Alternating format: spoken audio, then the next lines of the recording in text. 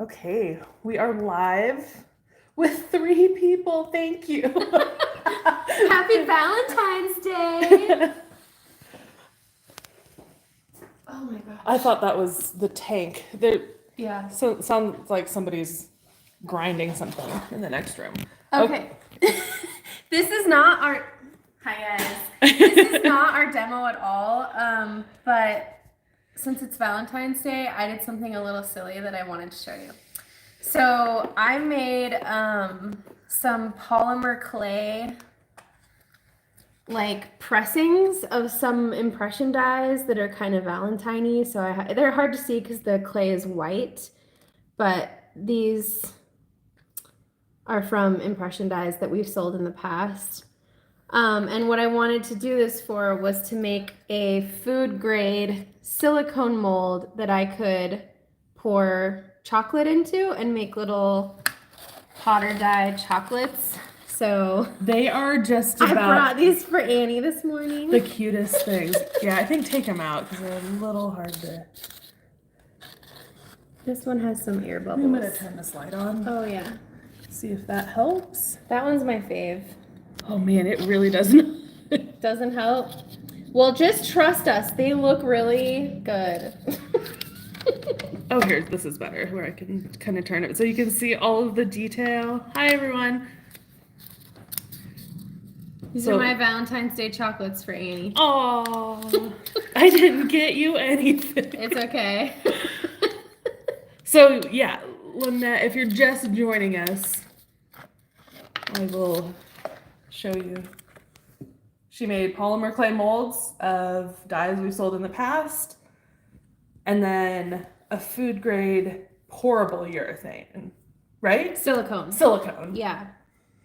So I poured this like liquid 2-part silicone molding compound in here and then was able to pull out this mold and I could pour molten chocolate. Molten. That makes it sound exciting. Mm-hmm. Molten chocolate. I poured melted chocolate into here and now I have some little Potter USA die shaped And they're adorable. chocolates. I'll let y'all know how it tastes. It's like good. This is like Belgian couverture. My gosh. It's good chocolate. But that's just a cute little Valentine's Day idea. Yeah, so if you're looking for something to do for like someone special today, you probably can't do this because you probably don't have food grade silicone sitting around. But you can save this idea for next year. Okay. I assume you'll put the link to the Sure. silicone in the group after, Yeah. in case you want to try this on your own. Okay, now for why you're really here. Yeah. Oh, I took your box. I will have them for lunch. That's a sad Maybe I'll share them with my husband. Maybe. I mean, there's only 4, so. Okay. So we'll flip you around. Oops, there's 12 people. Hey, everybody. Hi. We are just getting started. So, before we start, we have a steampunk-themed impression die spotlight happening right now. So our demo is loosely following that. Here are a couple of the impressions that are available at the moment. I have a couple on my desk. I'll show you really quick. This one's cool. I haven't finished cutting it out yet. And this one is a really pretty bezel. I also haven't cut out yet. This one I think is a die of the day. It's so pretty. Can you imagine this in earrings? Okay. So Annie is going to focus on, well, she'll tell you. Yep. Okay. So when I was thinking about what to do for a demo this week, I was working on this large gear stamping, and I was sawing out all of the little teeth by hand, and I thought, I know some of you don't like sawing, and so there are a number of ways that you can create edge detail using files and burs and your saw. So I thought, well, let me just show you those. So you can, I don't know if you can see, I'm going to set it down. Yeah. Like these I sawed out with the saw. This little section here was just with a triangle file, filing in between each of the teeth. And then I'm going to show you how to do all of these. This is also with the triangle file, but I'm filing at an angle, so it's not going all the way through the thickness of the metal. It's just giving that illusion of being cut.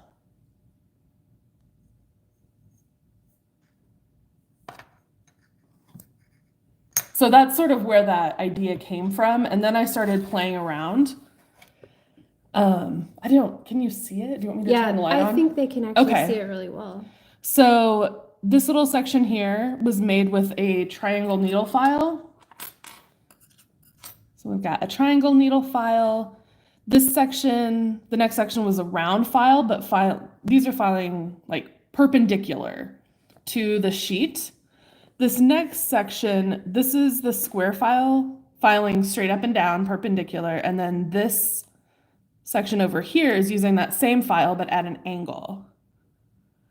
And so same sort of thing, a round file filed at an angle, triangular file filed at an angle, and then this is like a knife shape needle file that gives you these little slightly tapered grooves. So I'm going to show you how to do all of those.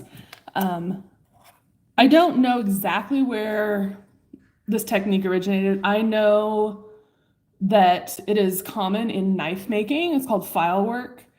And you'll often see it on like the top edge of fancy knives, just different types of filed or ground patterns to create interest. Popular in Native American jewelry too. Oh, sure. See this a lot. Like stamped and filed bracelets and stuff. It's really pretty. So it's pretty straightforward. Get yourself a good set of needle files. Actually, it doesn't have to be a good set. It can be just a decent set. If you buy needle files, they often come in a set with, I don't know, 5 to 6 different shapes. And these are the 4 that I've chosen, and I will show you how to use. It can be. Okay, I am going to, well, I guess I'll do this first. In order to make sure that your decorative pieces are evenly spaced, you want to get a pair of dividers. Try not to block your view. This is a tool that I wasn't ever taught to use when I was in school for jewelry. I wasn't. It was either. never introduced to me. And so I discovered it, like, I would say pretty long into my jewelry making journey. I feel like this is a really underrated tool. 100%. And it depends on your teachers. I don't know. I feel like I missed out on not learning how to use these a lot earlier. They're really handy. You can use them in a lot of ways. They're like a precise compass. Yeah. Basically. Just a really easy way to measure things, create borders, lay things out. Like so much you can do with it. So I'm just making little notches along the edge of my metal so that I can have evenly spaced marks. All right. If you guys are watching, drop us a note, say hi, tell us where you're watching from. Okay. Good. So can you see those little tiny tick marks? Yeah. That is just going to make sure that all of my filed marks are going to be even. Good morning. Good morning. I'm going to do a couple more just so I don't have to do it again. Oops.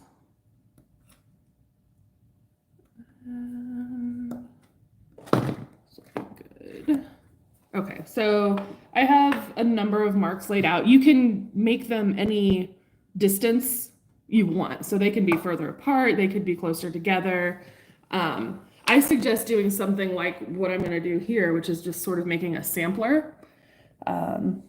This was just an ornament pancake die that we had that I sacrificed for a demo.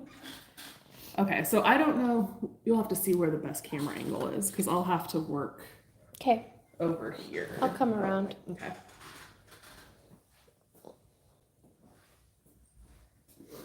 Now I'm going to hold my piece in a ring clamp just to make it easier on my hands. This gives you a bigger thing to hold onto while keeping your metal secure. So if you have issues pinching or holding, that is,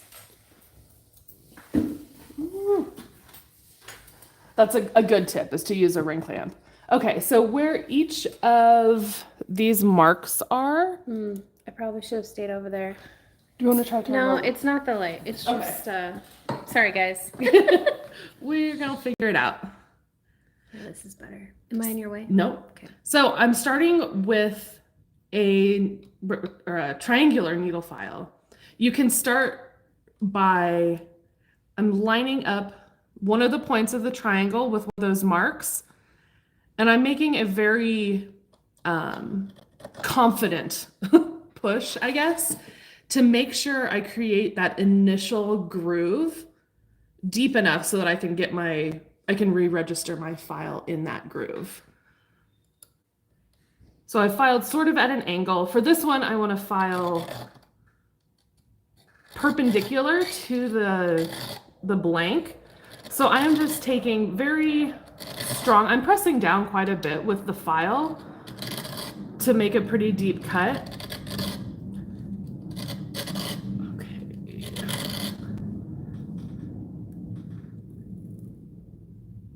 You see that pretty good. You have that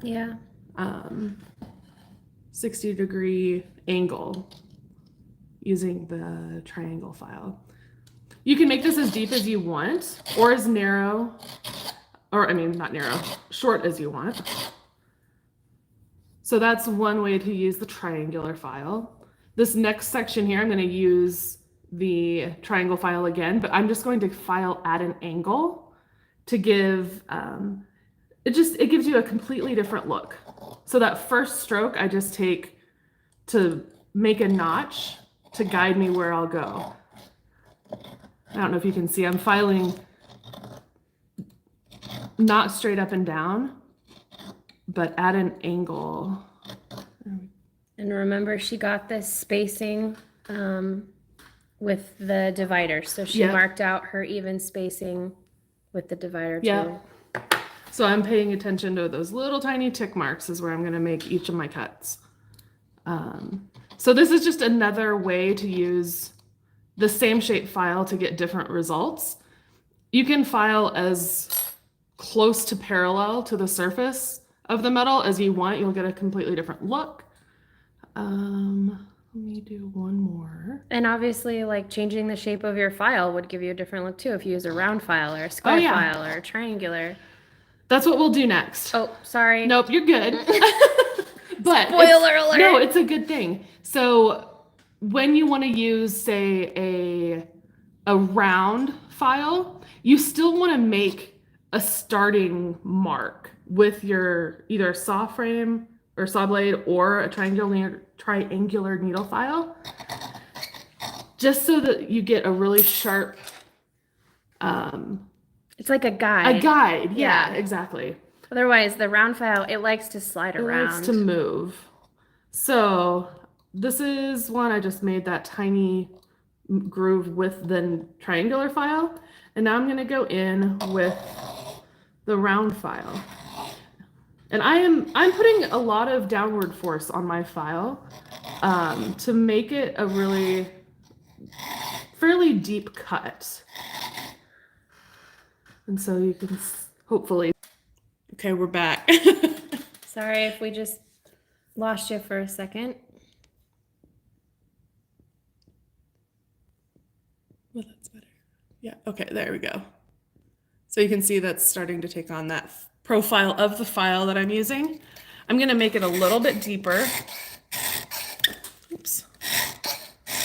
Always make sure, if you're going to do something really regular, take a few strokes and then look at it from the top and just make sure that you are keeping things even. in the spacing. Okay, so that's a little bit deeper. Does that help at all? Mm-hmm. So we've got that circular.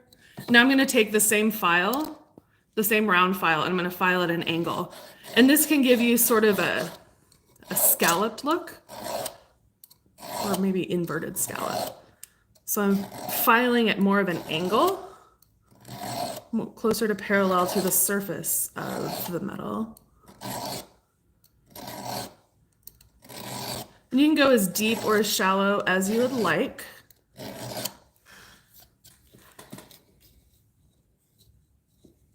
But this sort of, it gives you the illusion of kind of the scalloped edge, but you're not removing the entire thickness of the metal, so it keeps some of the integrity of the metal.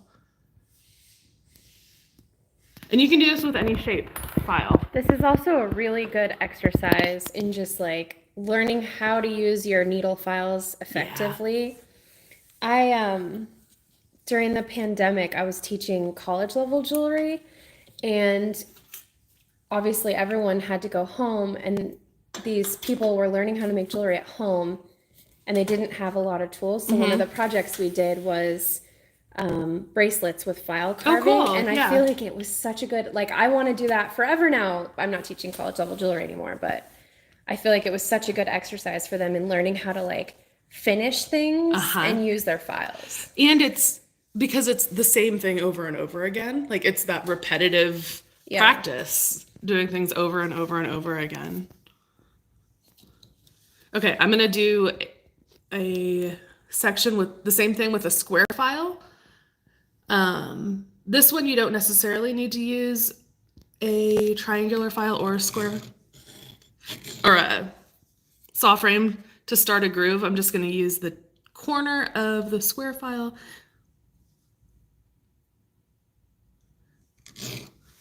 So I've got my 2 grooves started. I'm next going to take my square file and make sure that it's on its point as I'm filing, because I want to file an even 90-degree bend. Sorry for that noise. Yeah, Jennifer, Annie talked about the knife applications before you joined, I think. Yep, I will show you.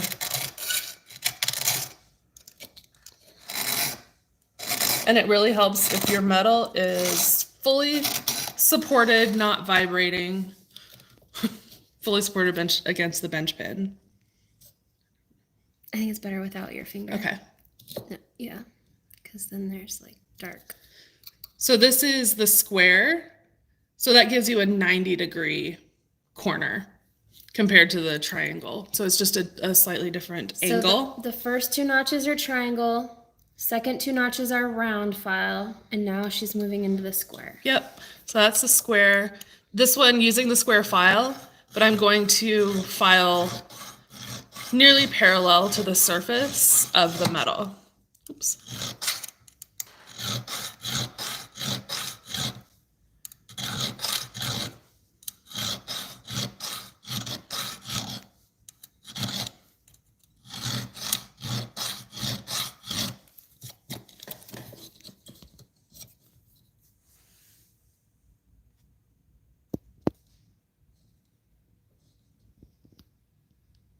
That gives you, sorry. You're fine. You're fine. Just another different look.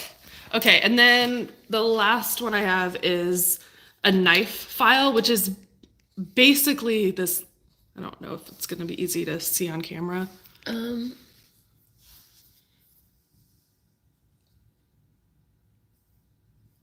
So it has the profile of a knife. Yeah, this side is wider. It comes to an edge here, and the edge has teeth. So it's a cutting surface on that knife edge. Yep.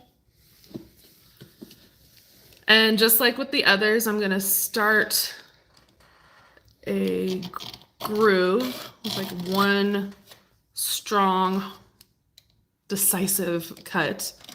And I'll do the second one here. So I have my notches ready to go. I'm going to file the first one perpendicular to the metal.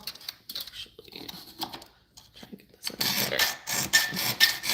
And I'm just going back and forth, making this as deep as I want. So you can, with this, you could go the entire depth of the file if you wanted to, but it gives you this sort of tapered angle, and then the bottom is a flat angle. It might be too small. No, they can. I to think see. they can see it. Yeah. Okay. Get a little bit closer. There we go. Yeah, that's good. So you can see it's a much sharper angle with a flat point as opposed to like the square and the triangle. I'll just do a little bit more.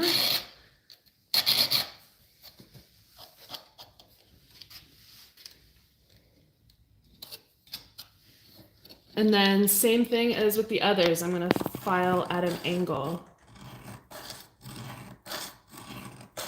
And just experiment with different file shapes, different sizes of files. This one's getting messy because I'm not.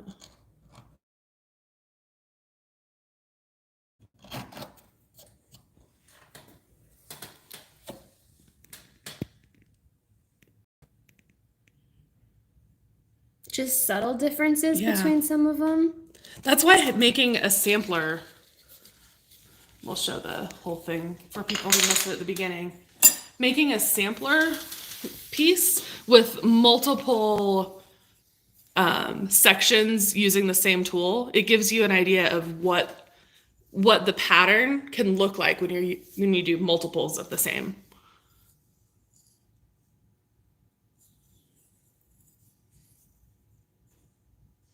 So kind of fun. Another thing that you can do, I know one of the things that a lot of people are into right now is like the castellated bezel, which is kind of like a bezel with lots of vertical cuts into it. There are tools out there, but you could use the same process of marking the distance between cuts and then just making a few straight cuts in. Count your downward strokes, Yep. and then you can get even cuts. As long as you're relatively even on the pressure. Yeah. Another thing I like to do with, if I'm doing things like this, is to take a pair of dividers or a Sharpie. I think I'll try and avoid you coming over in case maybe there's some weird signal issue. Your spot has bad juju. Yes, it does. So little saw marks here. You could make them as close together or as far apart as you'd like. That's pretty much what I had to show. You could also use burs in your flex shaft. I guess I can try and show that real quick. I do like still, if I'm going to use a burr, starting with like making a little notch with my file, just so that I have a place for the burr to register. So it's the same thing as if you're drilling a hole, you want sort of a pilot, a divot to start. So that is what I'm doing here. Whew. These are some burrs that you can use. These are like, there's a cylinder cylinder burr, and then these are cone, or are they tapered cylinder? I never know exactly what they're called. Cone burrs. Cone burrs. I think so. Yeah, so that's another option. I'm gonna take this one and let's do a quick demo. This is where burr control comes into play because it's going to be really easy for your burr to want to scoot across the surface. And let me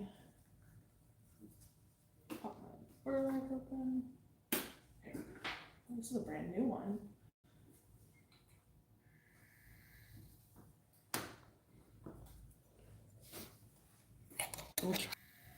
Away from the cutting surface. Is it showing at all? Yeah. Okay.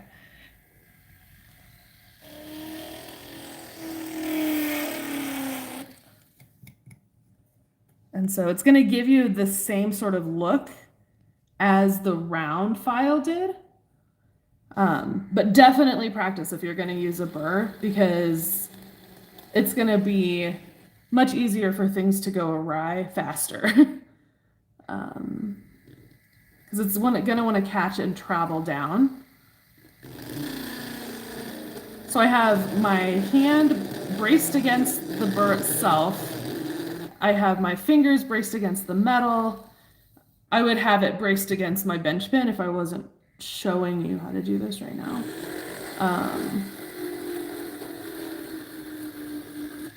Again, it's a little faster, but you do run a greater risk of. Does anyone have questions about this? Because I'm about done with my part of the demo. I don't see any questions yet. Okay. I'm gonna just do one more tiny one like this. Oops. So faster, but also easier to mess up.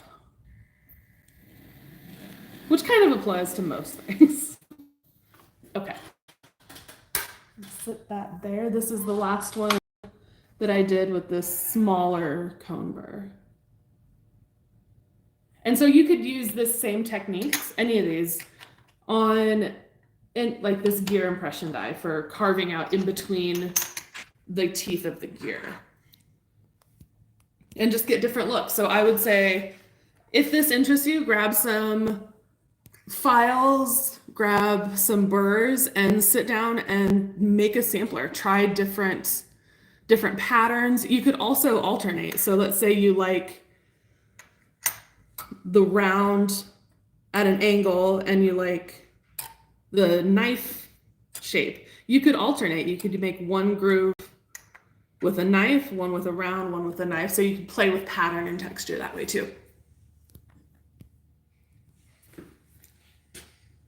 So yeah, I think that's it for me.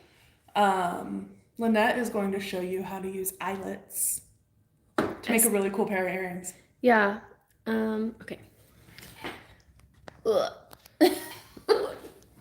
Turn you around slowly. There's our presses.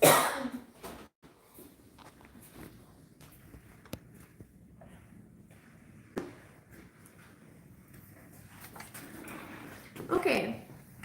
So, since we're doing a steampunk impression die spotlight this week, I thought it'd be fun to show you something that looks kind of industrial. And so when I think of like industrial jewelry, I think of... I zoomed. Okay. I think of like tube rivets, nuts and bolts, things like that. So this is just a little sample with like different styles of rivets. And there's a little tiny bolt there with a nut in the back so you can connect things. Using these like mini hardware. Yeah. And these are commercially available rivets. You can buy them on Amazon. They're just little copper rivets with a head already made, and then you cut them to the length that you need, but they have a very like industrial feel. So I like using those sometimes. They have a really even, perfectly... Yeah, the heads are domed. so nice. I don't know how well you can see that. Pretty well. Okay. Yeah. And then these tiny nuts and bolts are really fun too. You can purchase these from Reactive Metals, which is another Arizona company. I didn't know they were in Arizona. Yes, they are. In a small town in Arizona. They sell a lot of like anodizing stuff, but they also have these little sets of like tiny nuts and bolts. But then they're also just available on Amazon if that's more like if you're looking for a wider range of sizes. So this particular size is 0-80. I can't tell you like different sizes. No. I don't know, but that's what I have here. And then you need to make sure whenever you're purchasing nuts and bolts that the nuts have the same measurement as the bolts. the bolts. Yes. So it's so that the threads match. Yes, otherwise your threads won't match. Yep. So those are kind of fun, but I'm gonna show you kind of like, I want to call it like a cheater tube rivet. On these, this is a silver that I cut out and patterned with our new pattern plate. I forget what we called it. I think it's called steam powered. I think that's we just released it this week, and it's like very, industrial looking. It has a lot of like pipes. It reminded me of like Super Mario Brothers.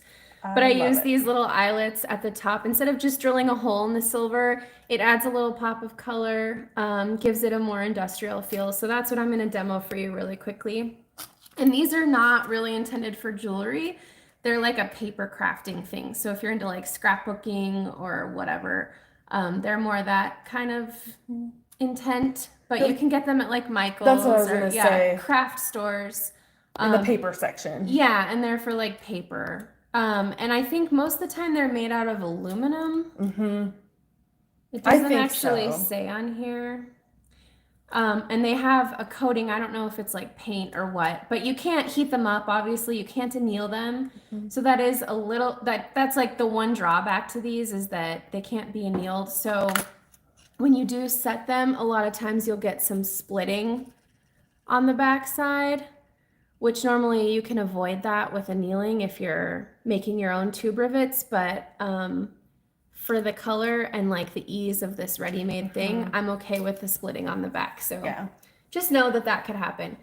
So I have some demo pieces ready here. This is also one of our pancake dies. It is 1457A. It's just like a little half circle. And then I don't know what pattern plate this is. It's like a lace. A lace something. Yeah. So I just cut out these little shapes, and you can see that I have here a hole. You want your hole to be the exact same size or very close to the tubing that's running through the hole. You don't want it sloppy in the hole. You don't want it loose. Mm-hmm. So I have a little pilot hole drilled here, and then I'm going to open that hole up with a ball burr in the appropriate size. That's a really good tip if you don't have a huge variety of drill bit sizes, is using that ball burr. Also, drill bits weirdly don't. Oh, I just dropped a drill bit. These weirdly do not drill perfectly round holes. They're like slightly triangular, roundish. And so if you want a perfectly round hole, it's better to drill a smaller hole and then open it up with ball burrs. You are supposed to like step up. So like start with a ball burr that's just a little bit bigger than this hole and kind of work your way up, rather than like going to town with this big ball burr. But I'm being lazy, so that's what I'm going to do. There's often a difference between what you're supposed to do and what you do. Safety glasses. Tying hair back. Don't worry, we're safe.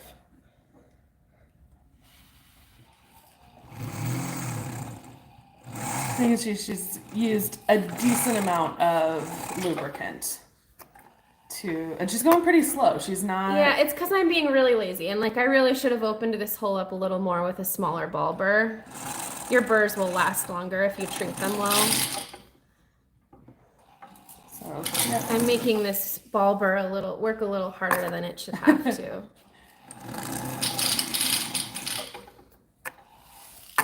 And it doesn't like it.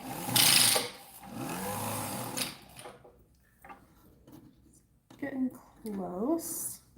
It's pretty jagged on the back. Okay, so you can see I opened up my hole for the right size for my little eyelet. This one I've already cleaned up the edges of the hole, so I'm going to use this one, but you can just do that with sandpaper or a scraper or a slightly larger. A lot of times I'll just take a drill bit and like twist it in the hole, a bigger one. I don't have one. Well, this one might be big enough. But you just stick it in there. Yeah, it's not quite big enough. If you have one that's just a little bit bigger than your hole and you turn it by hand like this, it'll just scrape that rough burr off the edge. It's very satisfying. Yeah. Okay, and so this one's ready to go. And there are different tools available to use with these little guys. I have these weird little springy hammer things.